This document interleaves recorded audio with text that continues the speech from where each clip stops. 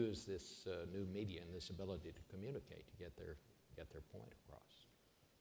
I think it brings us to the issue of regulation of content on the internet. And can we do it? Is it doable? There are certain countries which are doing it very, very effectively. But is that the way to go? Otherwise, there are bad elements who will try to take advantage of this, that in the democracies, they can carry out those activities and at the same time get publicity, taking advantage of free speech and others. So I think this is something which has to be taken note of, and whether this is an issue which has to be taken up as a matter of international cooperation, that is something which countries will have to grapple with. That's a really tough one in this country, isn't it, Howard? How do you do that? In India too.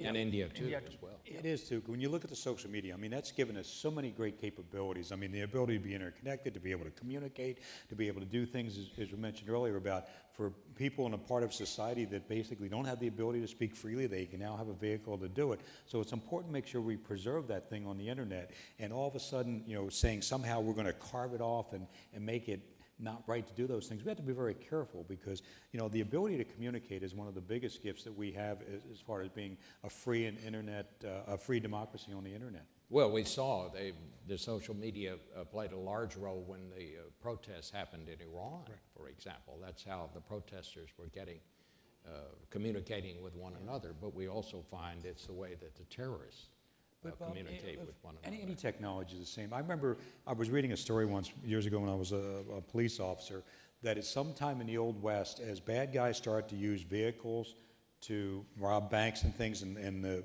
police and marshals and sheriffs still on horseback, there were actually people tried to pass laws that says it's illegal to own a car. And that just wouldn't cut it in the internet, and it shouldn't cut it. We have ways, we have laws to deal with criminal activity, we have laws to deal with terrorism, and we should make the society as a whole online pay the price for that. I think we have a different situation today. You mentioned newspapers and what is the quality of news now on the internet.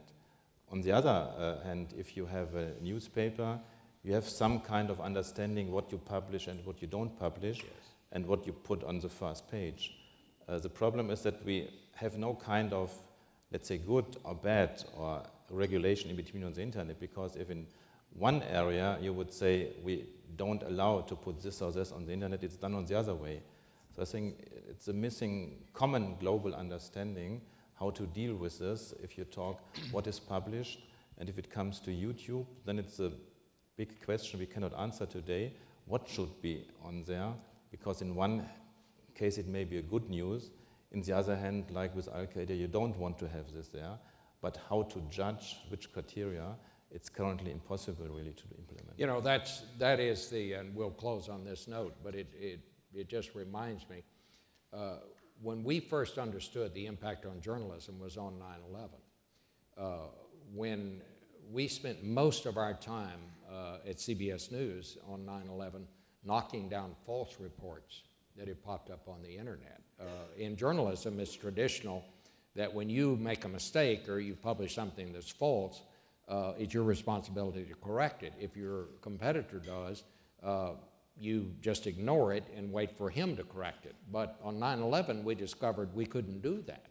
When this false information would pop up, for example, we knew that all the planes were on the ground, and yet these reports would pop up, there's another plane headed toward the Sears Tower in Chicago. We had to stop what we were doing, check that out, call back the same people, double check, make sure that it was not true, and announce that, because had we let that run, you ran the risk of setting off pandemonium and panic in the streets. So all of this ability we have now has totally changed the way journalism operates.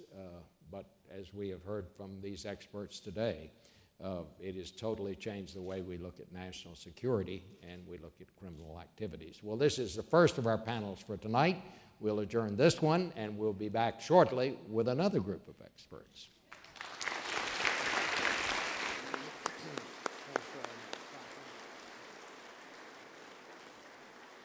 So, ladies and gentlemen, at each of your tables, there are people who know a lot about cybersecurity. Enjoy dinner. We'll be back at the end of the meal.